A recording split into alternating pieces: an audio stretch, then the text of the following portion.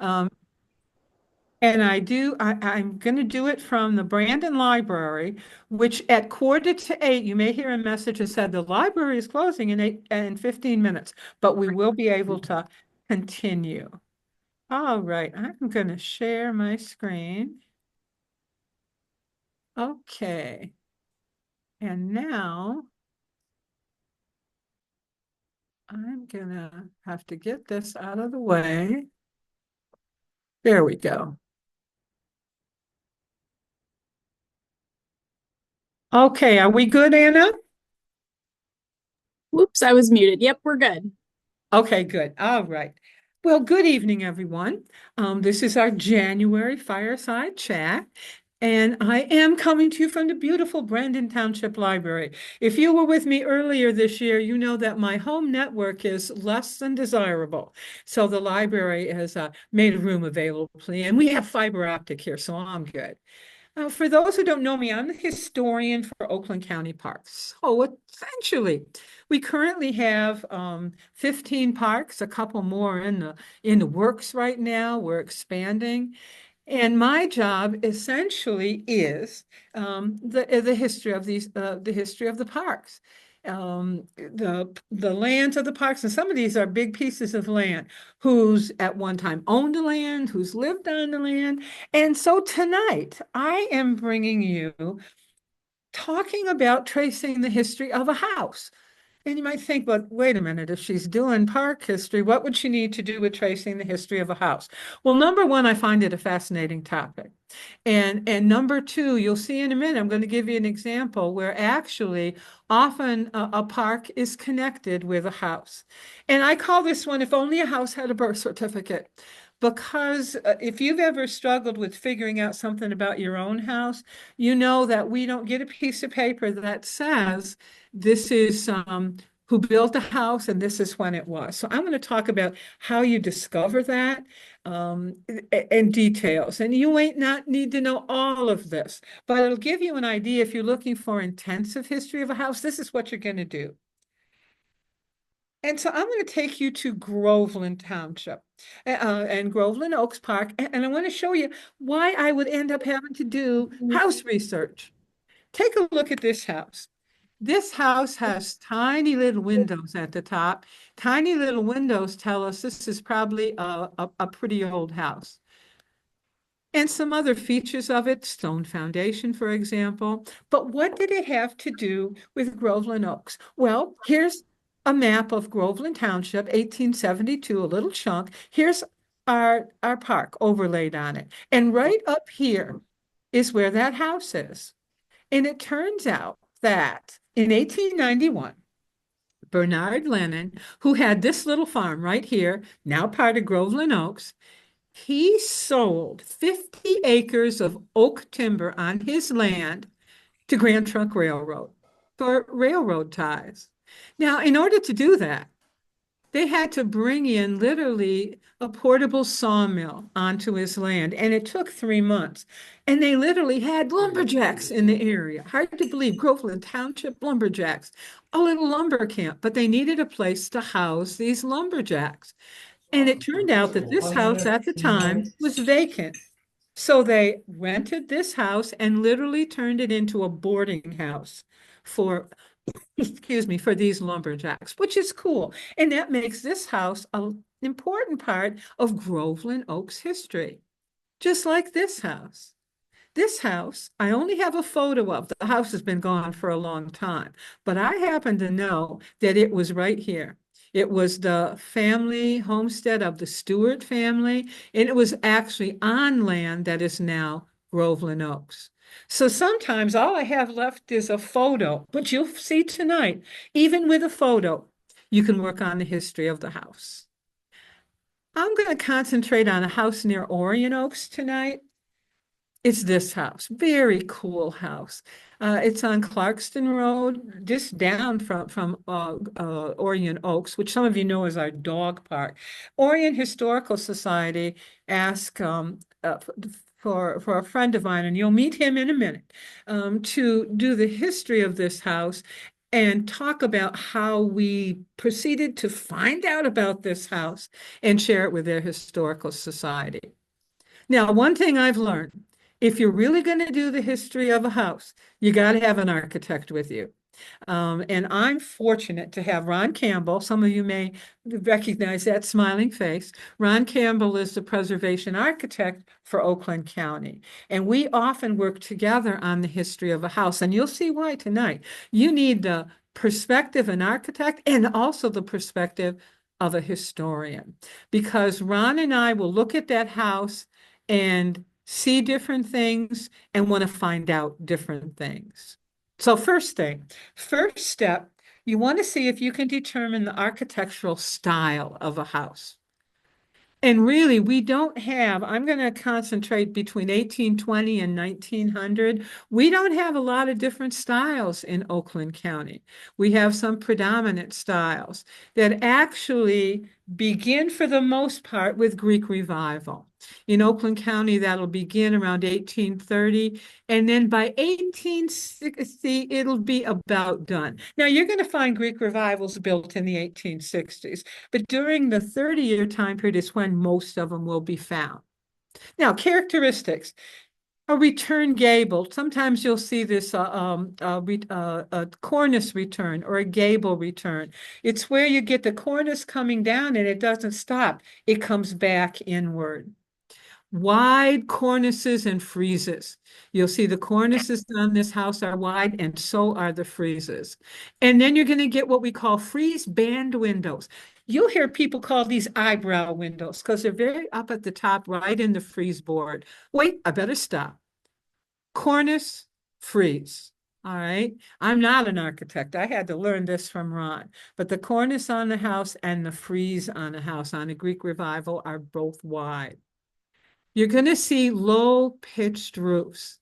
You can see this one and then over here, low-pitched roofs. These are not real peaky, as I call them.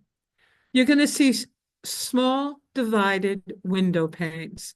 And that's because glass was hard to make at this time. It was expensive. And then remember, people were having to transport glass. So you wanted glass to be in small panes. At the same time, you needed a lot of light coming in. So you couldn't have one of those tiny little panes as a window.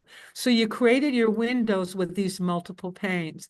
And then they got named based on the number of panes. So this window would be called a 6/6 window. And then, of course, a fieldstone foundation. Here's some good examples of Greek revivals that are in Oakland County. And you can see, even though we talked about the characteristics, there's still some variety of how they play out in a house. Now, let me go back to this one. My Stewart house, which I only had a photo of, and I needed to try and place it in time. I knew it was there in 1872 because it was on the map, but I had to figure, wait a minute here. Look at this low-pitched roof. And look closely. What are you seeing? I'm seeing a gable return. And I also know there's a stone foundation here that I can see if I blow this picture up a little. So that tells me Greek revival and helps me place this house in a time period. You may recognize this. Think about that. There you go. That is the house that was used by Grant Wood when he painted American Gothic. And that, of course, is a Gothic revival house. It'll begin about 1840 and go into the 1880s for the most part. Now, what do we see here? We see decorative gables now, different from the very plain gables on a Greek revival. We have peaked and hooded window trim. Look how ornate. Windows now paired with larger panes, 1/1, but they're larger panes of glass because now it's getting easier to make these larger panes and transport them. Bay windows are common in a in a Gothic revival. A steep pitched roof, but also you may have roofs with different pitches. So this one, even though it's fairly steep, not as steep as that other one. You'll get what we call an interrupted eave. What's it interrupted by? It's interrupted by the gable there. It doesn't continue across. And then often a porch with decorative columns and trim. Here we have some Gothic revivals. And again, look at how it plays out in different ways, even though it's from that same time period and still qualifies as a Gothic revival. Oh, and then around that same time period, the Italianate style will develop. It'll run into the mid 1880s. Remember, you're going to see some of these further in time also. Characteristics, a square plan. Ornate house, but a squarish house based on a square plan. Often a lot of them had a cupola on top. If not, it had just a plain flat top. Elaborate window crowns, often like that similar to what you saw in the Gothic revival. Now large glass panes. These houses were assumed to be showing a bit more wealth, and you could have larger glass panes for your windows. A low pitch hip roof. Ah, what's a hip roof? Here's a gable roof, like you saw on the Greek revival, and then here's a hip roof. Just change in roof style now. You're going to see a wide overhang with these cool roof brackets. Often double elaborate doors on an Italianate. Here's some examples of Italianate houses. And then we'll move in around the 1850 to the Second Empire house. This will begin in France, and it's really big characteristic because it shares a lot with some of the other styles, will be a mansard roof. And notice a mansard roof, which looks like that, again, which started in France. There's a whole cool story with a mansard roof. I don't have time for tonight, but it's a great story. Other things you'll see is the wide and decorative cornice at the top. You'll see brackets just like the Italianate. You'll see bay windows. Now remember, these houses now are picking up styles from something else. Bay window like you saw in the Gothic revival. And here's some examples of Second Empire. And then the Queen Anne. I'm going to end with the Queen Anne. There are more styles. We didn't do federal, and there's of course more styles that coming in with the Queen Anne style. But I love this house. My house I have in Pontiac for 30 years that I lived in before I went to Little Ortonville is a beautiful Queen Anne. Characteristics, you have siding that's often different. It's different in different parts of the house. Often it has a turret. Sometimes it's enclosed, sometimes it's not. Porches everywhere. You see the wide wraparound porches, and in some cases, a turret with a porch. Turned columns are very popular on a Queen Anne. Lots of gingerbread. And you see now a different type of window called a Queen Anne window. Two panes, but the top one is much smaller than the bottom one. And here are some examples of Queen Anne, some more intricate than others. So now, based on what I just taught you, what do we have here? Our mystery house. What do we have? Well, we have a high-pitched roof there with a gable. We have a interrupted eave interrupted. We have large panes of glass. We have a porch, heavy window hoods, a stone foundation. Oh, Ron and I decided this is Gothic revival. This has to be a Gothic revival house. It fits well into Gothic revival. So now it got a little more complicated. We took a look at the side of the house. The front clearly screamed Gothic revival. But look here. Here was the pitch on the front roof. Here is this one. Well, that can happen because we do know the Gothic revival can have different pitches. But if you look at this and you put a line there, these two pieces of the house don't seem to match. They don't seem to go together. So we began to think we're looking at an original house and we're looking at an addition.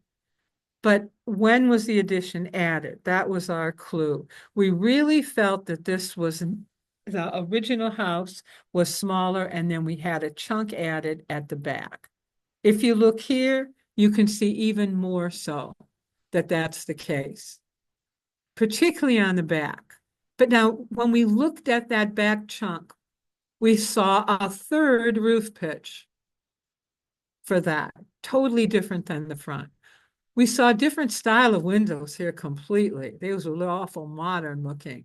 We found siding, okay, vinyl siding, very simple trim, and now a concrete foundation. So this appeared to be a much different. We needed to find out more. So what do you do then? Well, you look at construction features. Now we'd seen the outside. Now we began to examine construction features. And what would you look for?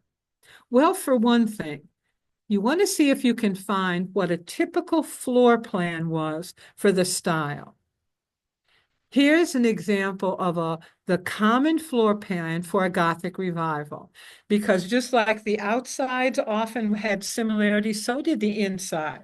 So you want to take a look at, okay, if I have a Gothic revival, this is where the pantry should be. This is where the parlor should be, because often there were commonalities. And then you want to think about, are there obvious changes in the floor plan? Do I have less rooms than the plan should have shown? Do I have more rooms? Do I have maybe a wall that's been added? We can take a look and see what should it look like. And then we want to look at the foundation, of course. We know that stone foundations have been around for a very long time.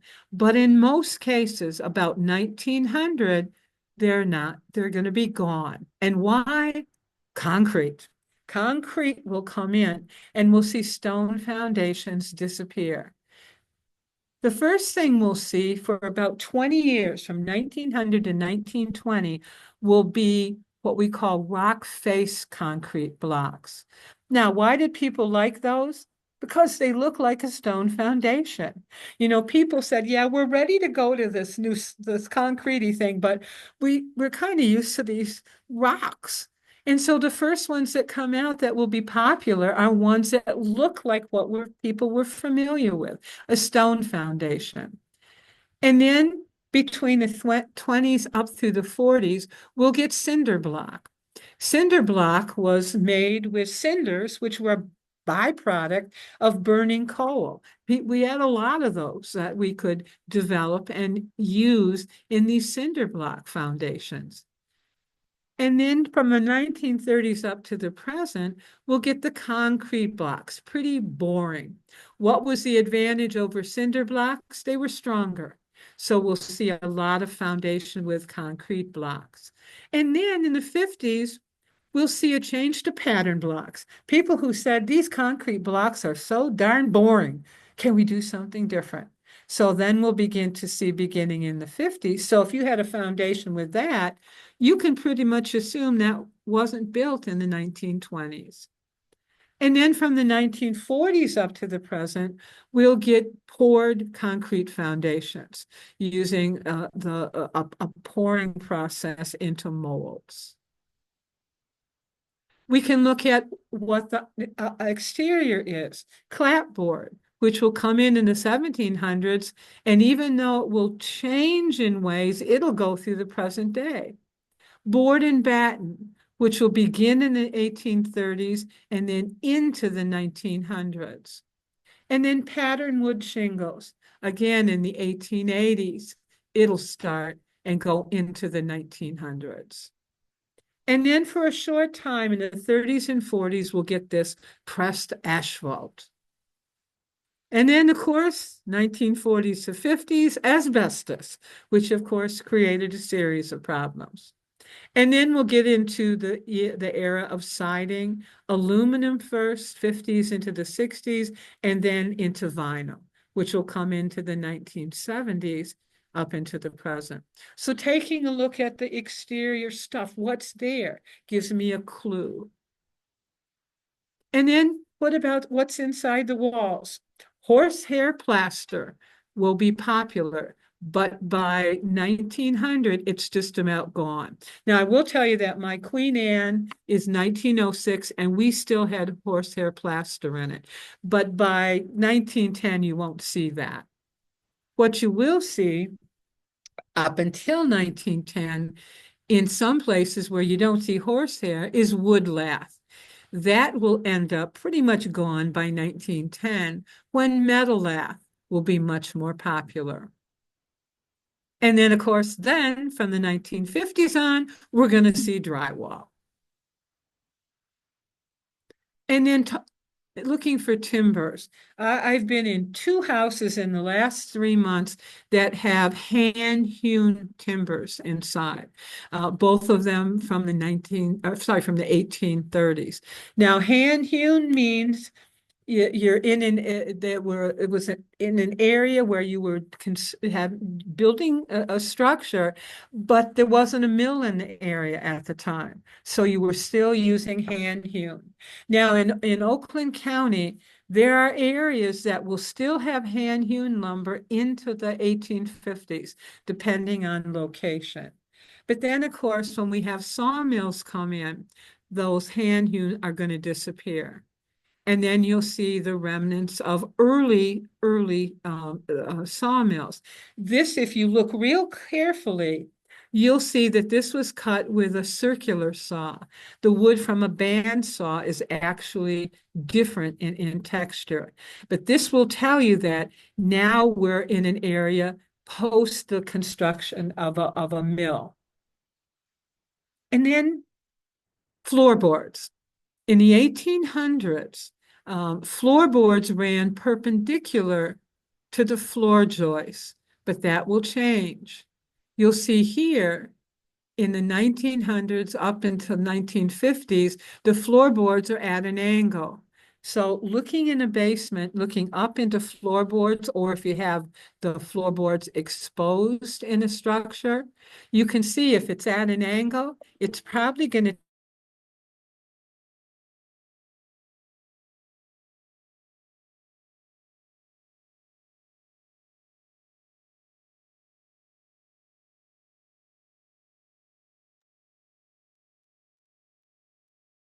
Hey, Carol, it looks like we got your battery is low and you're frozen right now.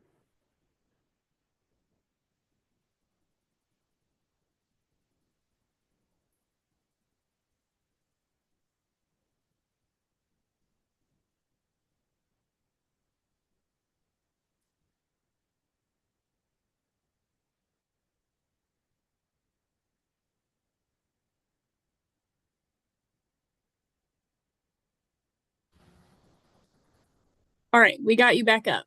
Okay. Well, it's about me and being doomed on these. Next time we are going all the way through. All right. Next thing we'll look for plywood. If you got plywood in subfloor, we're talking 1950s into the 1980s. But then if you see particle board, you're talking 1980s into the present. So things about floorboards. Also think about the size of floorboards. For a long time, floorboards were perpendicular, but I've seen floorboards 18 inches wide in an 1830s house. So you want to think not only the material, but how big are the floorboards. The bigger they are, that tends to be the older they are.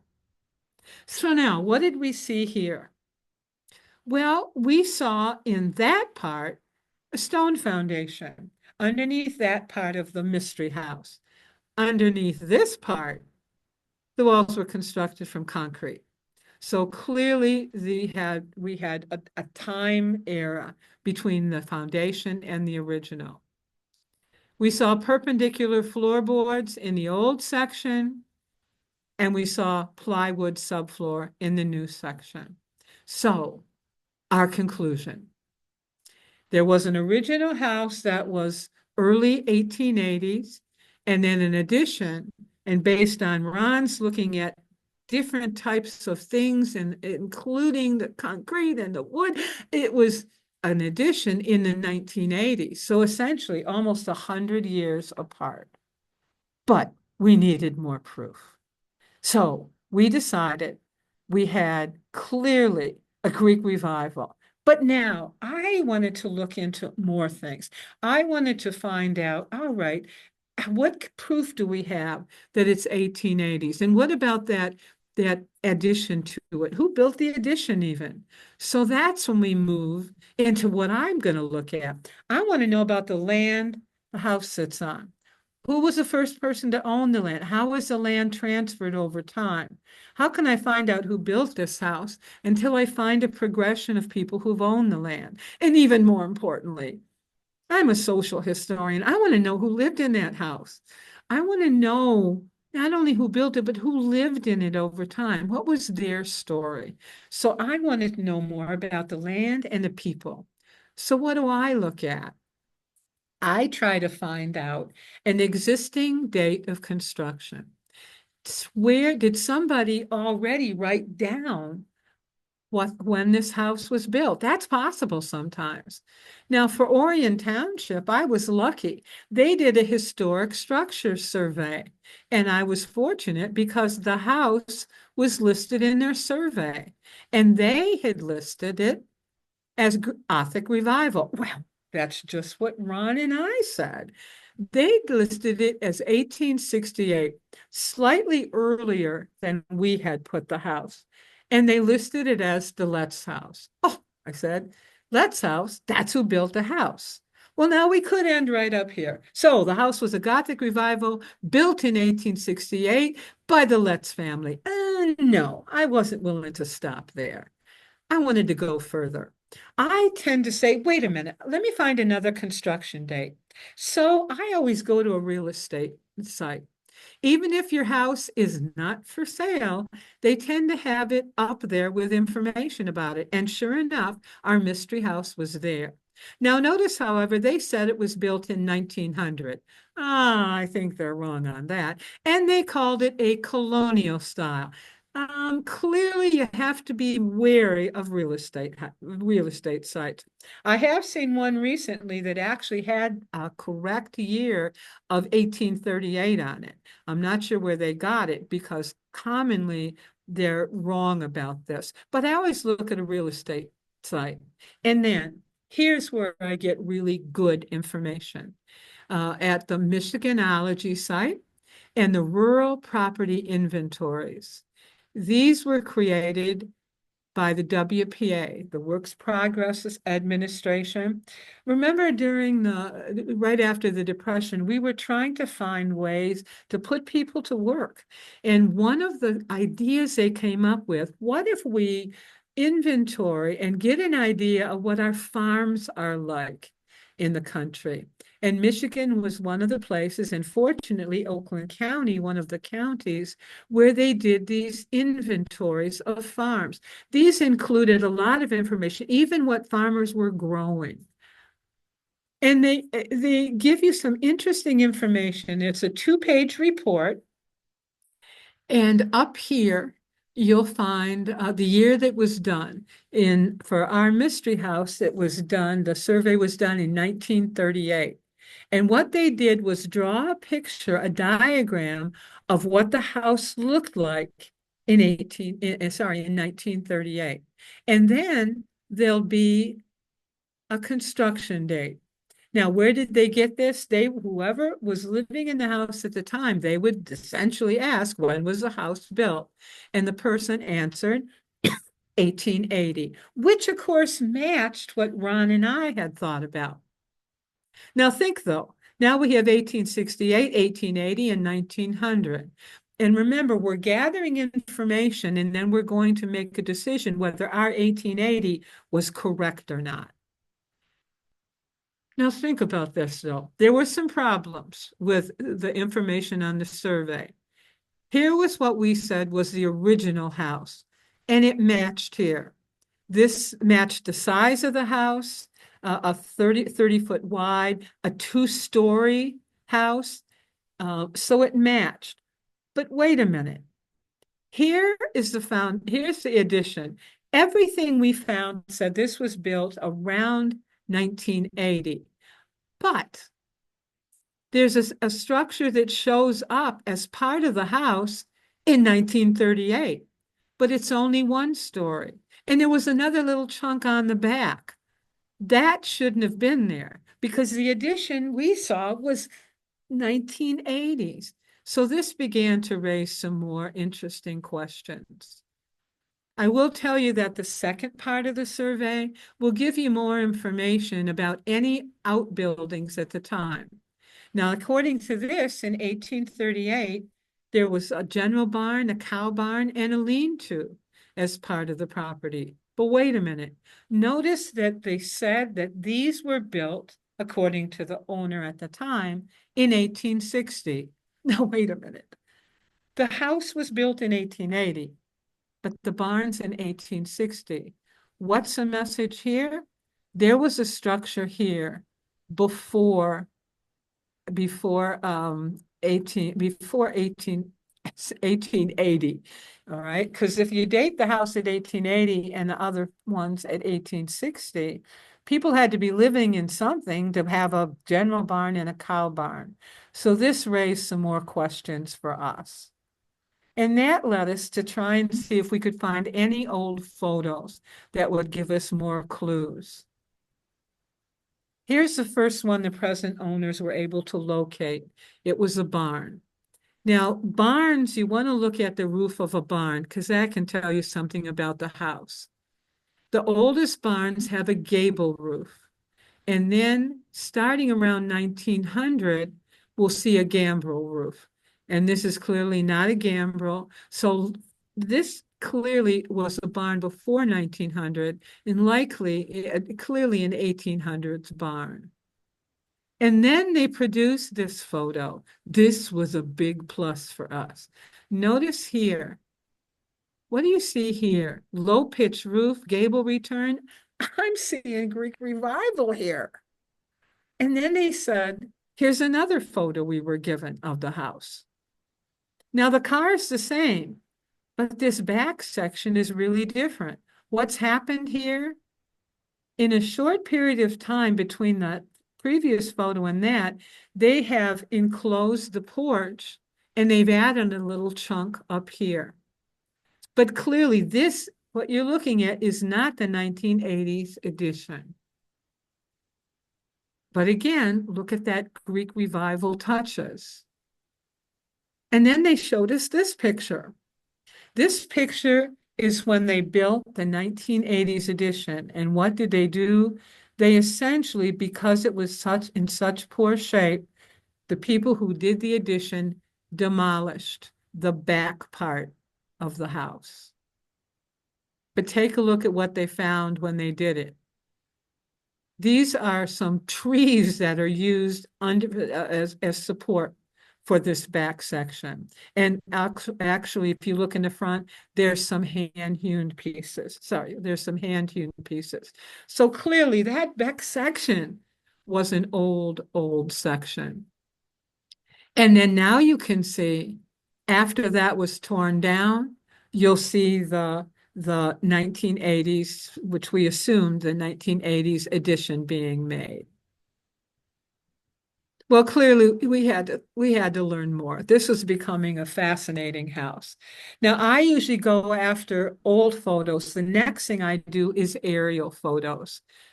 So I start with a current aerial, and then I go backward in time. When I went back to 2000, it was essentially what I was seeing today. But when I went to 1974, I found the house that was actually that edition.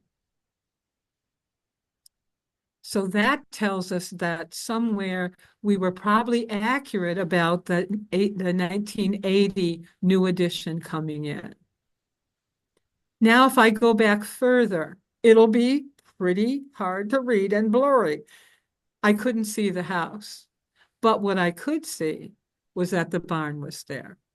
It had been recorded as being there in 1938, at least, and then two barns. And there, at least by 1940, one of them was still there. So make sure you take a look at aerials. And where do you find them? The Oakland County Property Gateway. We'll show you aerials back to 1940 and then upward in time so that you can take a look at your house or your piece of property and see it change over time. Well, then the next thing you need to do seems a little weird, but you've got to find the location of the house within the township you live in. And that's because land records are based on location in a township. And now what I'm trying to do is locate landowners over time, because I want to know the history of the land the house is on and the people. So I've got to find location in the township. If we look at an older map, beginning in 1815, all of Michigan is divided up into townships. Here's Orion Township, where our house is located. Now, once it was divided into townships, all the townships were divided into sections that are 1 mile by 1 mile. For a township, they have 36 of them, and they're all numbered. And land records are based on the section that you live in. So I needed to find the section that the Mystery House was in Orion Township. Now it got a little trickier because land records are not just section, but they're divided into quarter sections.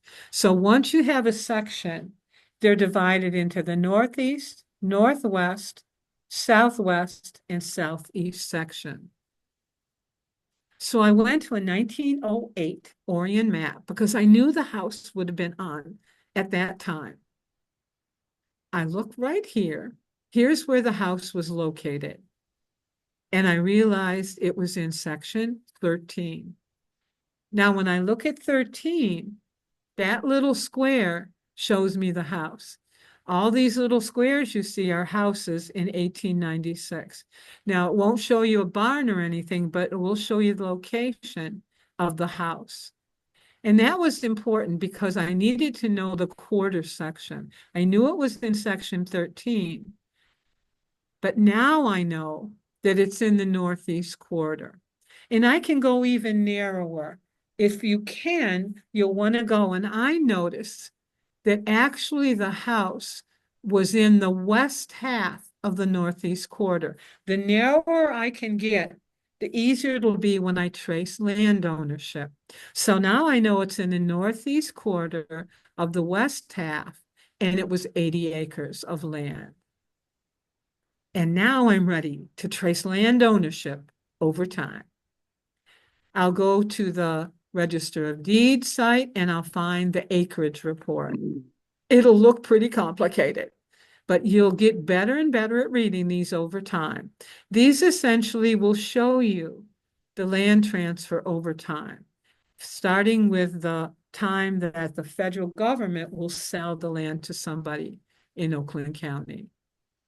So the first record was for 1834, when the federal government sold the land to someone named Alfred Douchy. He bought just 40 acres at that time. And that was the northern part of the land parcel. He paid $80 for it, $2 an acre. 1 year later, he bought the second half for $80. And now he owned 80 acres. And that land, that 80 acres will stay 80 acres down through time up until early 1900s. Now, here's the question, though. Did Douchy live on the land? We have a whole lot of people in New York who were buying land in Michigan and never coming here. They were speculators. They were looking to make a profit on land in Michigan. I had to prove that Douchy had actually come. How am I going to do that? I'm going to go to the 1840 Orion census, and the family showed up. It showed up Mr. Douchy with his wife and 2 children. Now, just a reminder, you can get census at Ancestry or for free at Family Search. So now, I had a 1908 map and I had Alfred Douchy, but I need an older map. So I can go back to 1838. Now, what will I see here? Oh, wait a minute. Let me tell, where am I getting all these maps? The Oakland History Center. We'll have the survey maps, 1838, 1857, 1872. It's a map treasure chest. Now, 1838 doesn't have much details, but here I could see this was the land that Alfred Douchy bought. And I cannot help but ask this question. Why did he pick that piece of land? There was a lot of land available in Oakland County, a lot in Orion. Why did he pick that specific place? I always try to figure that out. Well, I have a theory. Here's his land. Look what's coming through. Oh, Paint Creek. Oh, I'm guessing a guy looking to buy land would like to have a little river there or a creek. And then here, whoa, right across the street, that's a sawmill, Carpenter's sawmill. Whoa, if I want to buy land and I want to build a house, be smart to be right across from the sawmill. And there's a road coming into the sawmill. There weren't a lot of roads in Orion Township at that time. So if I'm going to buy land, I think I'd like to be buy a sawmill along a road and then have a river nearby. And then I'll bet Mr. Douchy was seeing what was happening in Oakland County. Sawmills were coming in, and soon right after them in the area, a grist mill. Because now farmers could come in and have a place to grind their grain. And then what would happen? A settlement would grow right along the two mills. It's a story of Waterford. It's a story of Davisburg. It was repeated across Oakland County. And sure enough, it was repeated there. A little settlement called Rudd's Mill grew up right where Alfred Douchy had purchased his land. Now, what will happen?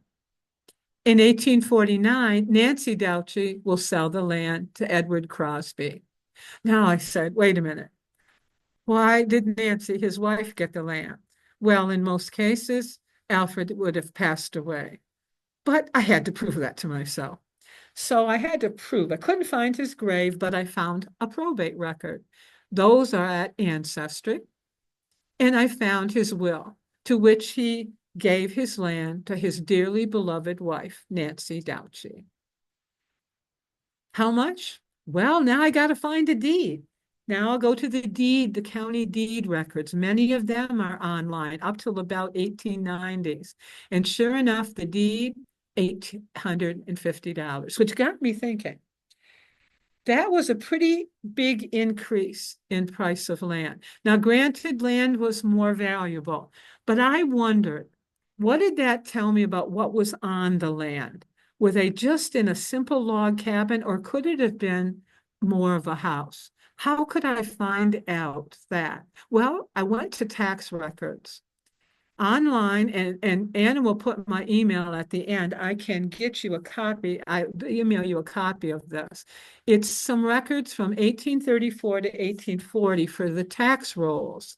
And sure enough, for Orion Township, Alfred Douchy popped up. There were his 80 acres. And for 1840, he paid $3.93 in tax, equivalent today of about $143. You can see it wasn't a lot. We've changed that. But I had to know, was that about what everybody with 80 acres was paying? But I found something interesting.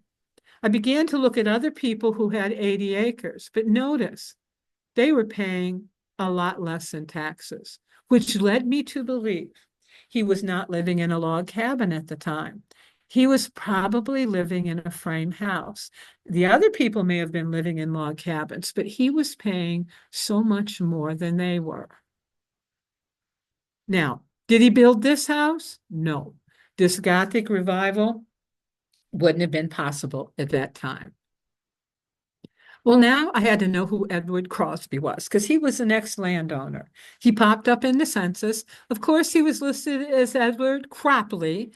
You'll see names in old records with lots of issues. But here he was. I noticed he had immigrated with his family from England. They'd come actually just in around 1860. Here was Edward and Jane and 3 children. Now I knew that the Cropleys had lived in the house. Now I can go to the next map. 1857 map is our next choice. Here was the farm. And I noticed in 1857, Jane Crossley, by the way, it was Crossley, not Cropley. Jane Crossley owned the land, which told me something excuse me, had to happen to her husband. And in 1860, it appeared to be true because here was Jane and her son Thomas, who was 13. But wait, there was another family living in the house. Freeman and Mary Barnes and James Barnes. I wasn't sure who they were, but at least it appeared that Jane had inherited the land. Hey, have your attention, please. The library closes in 15 minutes. All public computers will shut down at that time. Thank you. Okay, 15 minutes now. We can do this. 1863, I noticed that Freeman and Mary Barnes and a Jane Riches had sold the land. Wait a minute. 1863, Jane was supposed to own the land. Her husband had died. She inherited. What was going on? Who were Freeman and Mary Barnes? Wait a minute, I said. I know who they are. Jane Riches, I don't know. But I know who Freeman and Mary Barnes were. They were the people living with Jane Crossley. Wait a minute. Let me go back, I said. Mary Barnes was born in England. I've seen that name before. I went back to 1850, and there was Mary at age 14. It turned out that Mary Barnes was the child of Jane and Edward. And he apparently had left the land to not only his wife, but his daughter. Now, who was Jane Riches? That was Jane Crossley. She had remarried by this time. And that was why her name was on the deed. How much was it sold for? $1,800. Well, now I had to find out who George Denning was. Turned out he wasn't George Denning. He was George Dunning. And in 1860, he was living in Wayne County, New York, and running a tavern, but decided to move in 1863 to Orion Township. Why? Remember the big why. I have a theory. By this time, Rudd's Mill had 3 houses, a blacksmith shop, a general store, a cooper shop, a grist mill, but they didn't have a tavern. My theory is that George Dunning came here to build a tavern. It looks like he didn't. He didn't stay that long. 1866, he sold the land to Jacob Saylor for $2,800. Now, that would lead me to believe in 3 years he had improved the land. Did he build the house, the Gothic revival? Probably not, but it is a possibility. That's awfully early for Gothic revival, so probably not, but maybe he put a couple of barns on the land. Now, who was Jacob Saylor? He was the only one I actually found a photo of who lived in the house. Here's Jacob Saylor in 1875. Why had he come? Who was he? Well, he was from Warren County, New Jersey, I found out. His wife had died in 1863, and he moved to Michigan, to Orion Township. And why? Family reasons. His son was here. Now, 1868, Jacob Saylor will sell the land. He'll only be here 2 years. He actually moved to Texas with his son, Samuel, and he died there at age 85. He will sell to James Letts for $3,200. Wait a minute, I said. We need a new map. 1872, we can move to a new map.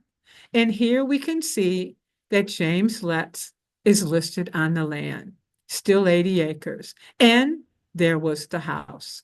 Ah, I said, that could be the Gothic revival. And wait a minute, remember I said back to the Orion historic structures? It said 1868, that's when Letts buys the land. And remember his name, the Letts family. It was beginning to come together. And then I decided, you know what? Let me see if I can find Mr. Letts in a newspaper. Now I'm to the time where maybe I need to look at a newspaper. So Digital Michigan newspapers, and I found an incredible article, April 23rd, 1880. And it said, the people out in the country are now determined not to be entirely outdone by the village folks. Consequently, improvements of various descriptions are being made. The enterprising farmer, J.M. Letts, having moved the old house back, is preparing to erect a fine new dwelling in its place. Oh my gosh, I called Ron and said, you're not going to believe this. We have solved the mystery. Here's what happened. It was J.M. Letts in 1880 who did build the house. But to do that, what had he done? He had taken the old house and instead of demolishing it, bless his heart, he had pushed it back and incorporated the house in it, which is why when they looked at this part of the house, it was so old. And when they demolished it to do 1880, they had destroyed that old Greek revival house. So it was James Letts, clearly, the newspaper told us, who built it not in 1868, but in 1880. And my personal guess, Alfred Douchy had built that Greek revival house early on. Could be Edward Crossley, we may never know.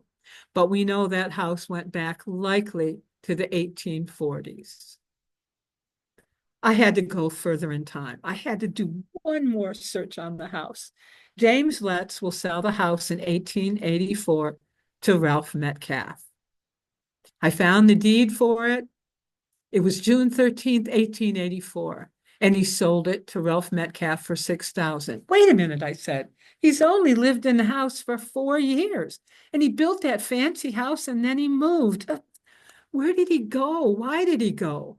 Well, it just so happened, added the 6,000, and I happened to look on the other page in the deed book, and on the same day that James Letts sold to Ralph Metcalf sold him land for 3,000. It was almost like a land transfer with a little cash. And where was that land? In Orion Village. He bought 2 village lots in the village of Orion. So I went to 1896, found where those 2 lots were, and realized that that house is still there. This is a house he built after the Gothic revival. Take a look at this house. What are we looking at? Classic Second Empire. So he built the cool house and then said, I'm going to move into town and build another cool house. So 7 steps. A lot of interesting questions along the way. But think about it. We learned so much more tonight than just that house. Think about that. Think about what we learned about the land and the little settlement that grew up on land right across the street. And think about how we learned about farming land, that they were farmers and they had 2 barns, they had the cow barn, the rag barn. And more importantly, think about the people. Each of these, I didn't have time tonight, each of these people has their own story that's wonderful. So we've learned so much more than just the history of one house. And think about it. When we looked at this house, we really learned a lot about Orion Township and its history. And actually, in doing that, we learned a lot about Oakland County history. Why did people come here? They came from New Jersey. They came from New York. This growth of towns from mills, and then a settlement will grow. And actually, in thinking about that, we really learned a lot of Michigan history because that pattern was repeated in other places in Oakland County. And actually, if you think about it, a lot of the themes we talked about tonight, about why people move and what they build and what their houses look like, really, we could talk a lot about United States history. And that's the magic of local history. It's so much bigger than one little house on one little piece of land in Orion Township. Now, before I open it up for questions or comments, I will invite you to the next Fireside Chat, February 19th, 2025. I'm going to be talking about the Underground Railroad. I've been working really hard on research on freedom seekers who utilize the Underground Railroad, and specifically my research on people who made it to Pontiac and who are buried in this very cool Oak Hill Cemetery in Pontiac. These are amazing, amazing stories. I just keep finding more stories all the time. So I will invite you to join me on February 19th. May I have attention, please? There are 5 minutes remaining to check out items at the circulation desk and exit the building. We're reopened tomorrow at 9 a.m. Thank you.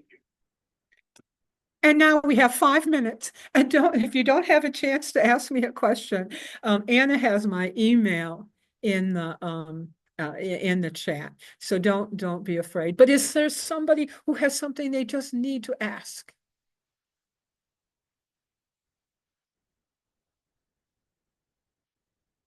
Oh, thank you. Someone says that. Excellent. Thank you.